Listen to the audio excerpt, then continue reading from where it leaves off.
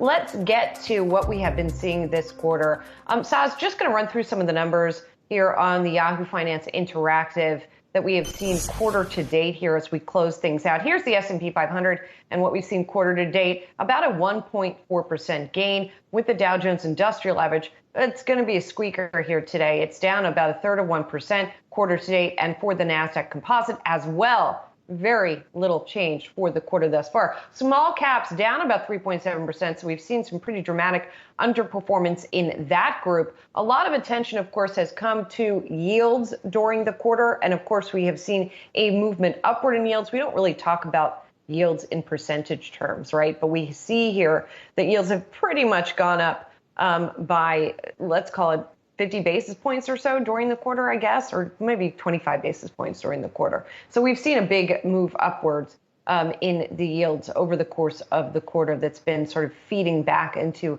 everything else as of late. Bitcoin as well, here we go. That's up 2.7% quarter to date. When I ran the numbers earlier, because you have some anomalies here, it trades every day. So the quarter to date numbers are a little bit screwy. It's actually up considerably more than that. And then crude oil futures rounding it out, up about 11% year to date. Finally, I just want to look over at what we have seen in terms of the sectors in the S&P 500, what we have seen quarter to date. Let me just, can I click on over to the quarter to date sectors? You got this. You got this.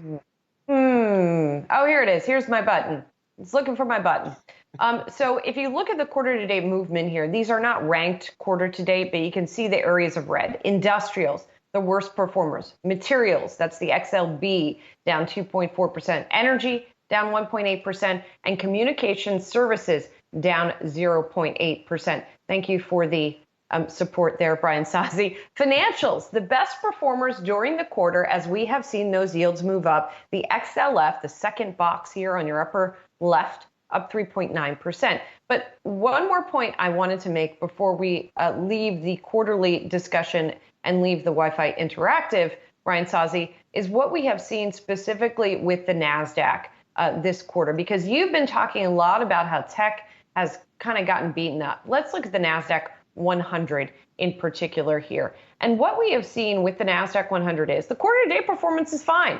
It's up 1.3%. But here was the top for the quarter. And in fact, that was the record high for the NASDAQ 100. That came on September 7th. Since then, we've seen a pullback of nearly 6% in that index. So the quarter looks all right, but the month so far, not so good, Brian. Always a good tour of the markets by you, Julie. Good stuff. No, this has been a long quarter. It's been a slog, especially here in September. And a couple notes I took down really buckets into a couple different areas. First, the earnings warnings. You mentioned Bed Bath & Beyond this morning here. We'll talk more about that a little bit later.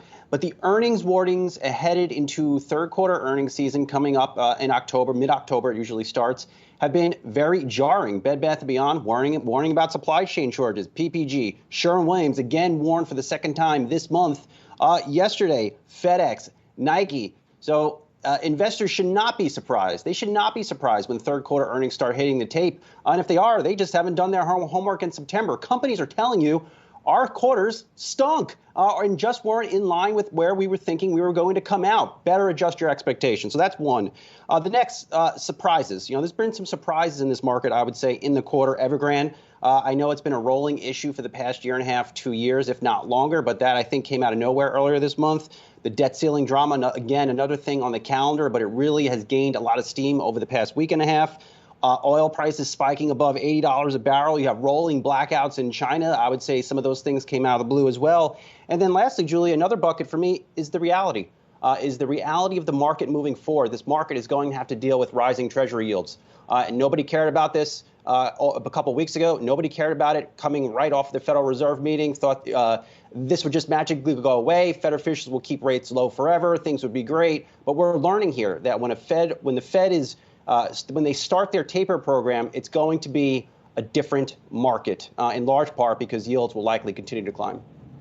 And I would add one more thing to all of this morning, and that is that weekly jobless claims numbers continue to tick up. 362,000 claims filed last week. That is an unexpected gain. The gains being led by California, and this coming ahead of the jobs report, which is not tomorrow, but it is a week from tomorrow. All of that said, though, Brian, you've been really giving us some doom and gloom vibes lately. Mm-hmm. But the people Hey, we've been great. talking to, the strategists we've been talking to, though, are not necessarily feeling so doomy and gloomy, right? A lot of them, they might acknowledge that there is moderating growth here, but a lot of them are still optimistic here that stocks can continue to climb.